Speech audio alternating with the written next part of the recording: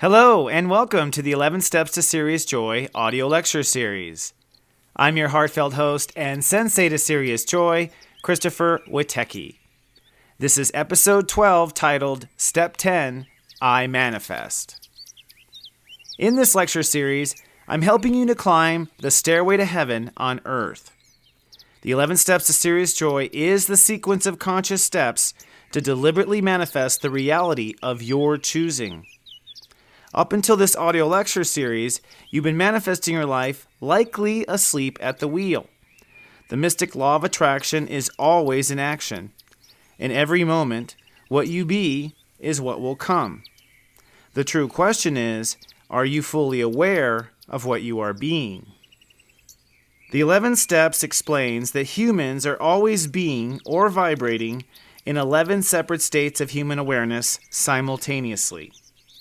And as I have also explained, each of these dimensions is held behind a hidden or invisible state of awareness called Step 0, I Protection. Each and every state of awareness is self-aware of itself. Each state of awareness has its own function in human consciousness. Each state of awareness has its own personality, its own motives, and its own intentions. By uniting the intentions of your 11 states of awareness, you become a powerful singularity of being. Up until this episode, I've discussed the inner states of human awareness. These are the states that are experienced on the inside of us or within us. Today, I will begin to explain the process of turning those inner intentions into outer physical experience or reality. We call this Step 10, I Manifest.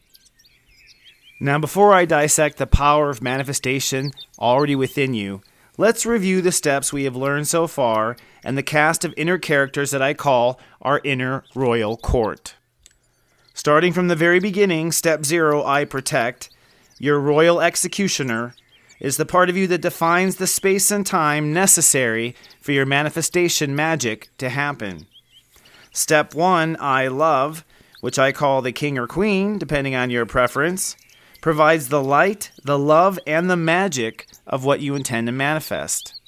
I Love is the heart. Step 2, I Feel, are your feelings, the royal baby and the nanny that must come with the baby to keep us content. This part provides the passion and the enthusiasm that comes with your manifestation and attracts your potential for abundance.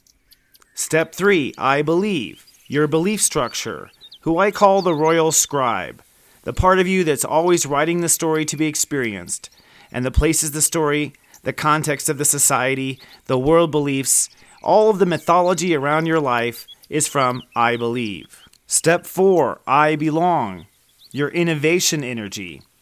This is the royal instigator, the part of you that attracts the first pieces of the puzzle of the manifestation and maps out where the manifestation belongs in space-time and who belongs with the manifestation in space-time.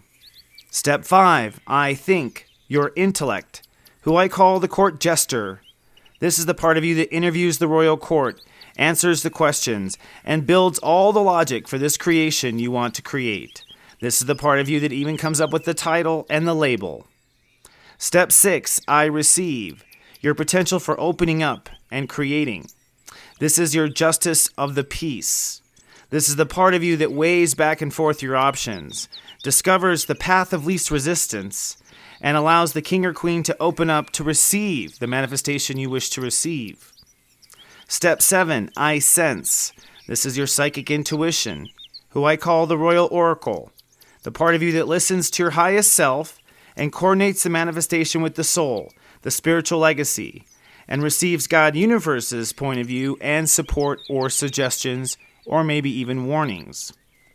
Step 8, I Decide, your inner leadership potential, who I call the royal director.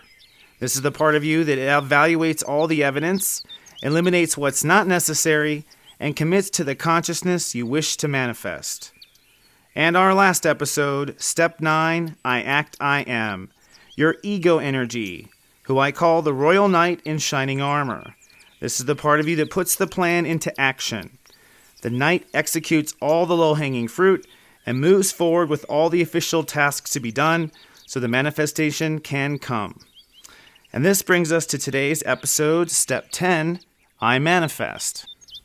In the Royal Court of Inner Characters, Step 10 is known as the Royal Producer. The Royal Producer is the part of human beings that builds things.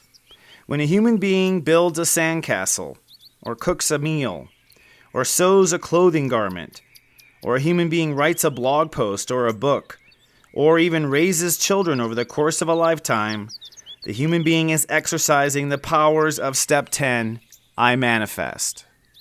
The power of Step 10 is the magic of Mother Earth herself. Step 10 in classic astrology is the zodiac sign Taurus. And I believe that Taurus is actually ruled by planet Earth, not Venus. That's just my own contemporary belief. Tauruses are known to be the signs of making money, but in the ancient days, Taurus was associated with the cow or bull, the animal that gives us milk, cheese, and meat. The truth is, Taurus is the astrology sign of anything that can make anything. Good farmers, good fathers, good manufacturers, graphic designers, chefs. If it's assembled, if it's grown, if it's manifested from idea to reality, it's a Taurus talent. Taurus has a reputation of being slow, stubborn, but yet steadfast and efficient. The truth is, a Taurus is just abiding by the tenets of manifestation and Step 10. Now you may have noticed the Taurus step number is actually 2 numbers. I call this a compound step. It takes 2 steps applied simultaneously to achieve the desired results. And this makes sense in human consciousness because we know that when we want to create something, we have to put several things together and hold them together like ingredients for an outcome. So it's interesting that I Manifest has 2 characters. Now in the case of Taurus, the 2 steps necessary to create Taurus energy is Step 1, I Love, and Step 0, I Protect. That means a Taurus is actually a Leo with a Scorpio by its side. Or you could say Scorpio is the boundary that's around the Leo. So when you put a boundary around a Leo, you get a Taurus. That means planet Earth is really a vibrational combination of the Sun and Pluto. Very interesting. So following the steps, a Taurus is actually a person that loves something a whole lot and protects that love in a Step 0 bubble. Protecting something in a Step 0 bubble is the same process as the sperm and the egg, or the baby bird and an egg, or a human being under a home being protected by the bubble of a house and what it shelters us from. According to the steps, when love is protected and sheltered, it can grow. I myself think of love as the incarnated light of God. So another way to put this is, when you protect an idea, project, or manifestation that you absolutely love over space and time, you will law of attract its equal. You are basically protecting the light of God with an intended outcome. Now, the number one question I always get is, how do I manifest my ideal mate? And I always tell my friends and clients to exhaustion that when you love every part of yourself and protect that love, you will draw in your equal. That means going through the steps, you must love yourself every step of the way. You must love your protection. You must love your heart. You must love what you are feeling. You must love what you are believing. You must love where you belong and end up. You must love what you think. You must love what you receive from the universe. You must love what you sense from God. You must love the decisions you make and the directions you take, and you must love the actions that you make. Then, only then, you can stand on top of that with Step 10, and you will feel like a fertile myrtle. You will have the power to law of attract your equal. In fact, you are fertile to everything in the law of attraction when you are loving yourself to that point. If you are feeling like a 10 in life, you will manifest 10 times what you normally do. The cow will just keep giving milk and milk and milk and milk if it's loved properly and sheltered. Now let's go back and review our knowledge of Step 0. Remember, Step 0 has 2 dimensions. 0 represents nothing, and 0 also holds the potential for any number or unlimited things. That means when manifesting reality, One must regard step 0 in 2 dimensions simultaneously when you're consciously visualizing step 10. Representing the quality of the nothing side is the idea of protection. You must allow nothing to interfere with the manifestation. You must protect each of the 10 steps leading up to step 10. You must maintain integrity of each step and not allow anything or any consciousness to pollute your pyramid of awareness. So protection is literally making sure. Then representing the quality of everything is actually the idea of trust. You have to protect the 10 states, but you also have to trust things will unfold according to the mystic laws of the universe. In many of my clients' cases, it is this aspect of trust that actually sabotages the manifestation. It's not just trust, it's trust over space and time that must be held, so patience is also an issue that can interfere with manifestation. Just as the mama bird sits on the eggs and trusts the eggs to one day hatch, human beings must hold love and trust it to manifest into reality. Many people are impatient. They often expect almost immediate results. Many people get nervous and start to undo one of the prior steps, picking apart their conscious pyramid. Some people start to feel weird, step 2, and they don't correct their feelings or nurture themselves, and so they lose trust with their feelings and the pyramid falls apart. Some people start to think negative thoughts, step 5, and they don't align their thoughts to the manifestation and the pyramid falls apart. Some people judge their actions, step 9, the events that put things into motion, constantly asking, did I do the right thing? Was that the right thing to do? Undermining their step 9 intentions and having the pyramid fall apart. And some people even sense that something is off in step 7, and maybe something is off, but it causes them to allow the pyramid to fall apart. Now, as a Taurus talking here, it's my experience that if you sense something might be off, it's probably better to go ahead and just continue manifesting it and see what's off, because you don't always know what's off, you just sense what's off.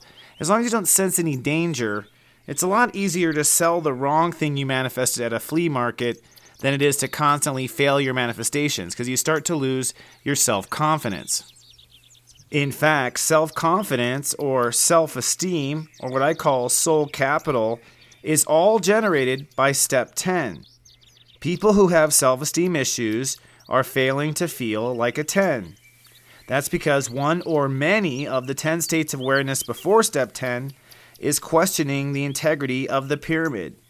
And when you feel less than 10, people can sense that you feel less than 10. You literally lose credit with other people when you don't stand in your full 10 of inner integrity. Remember, what you be is what comes. So if you be anything less than a 10, you will attract less than a 10. In fact, it's precisely how the law of attraction works.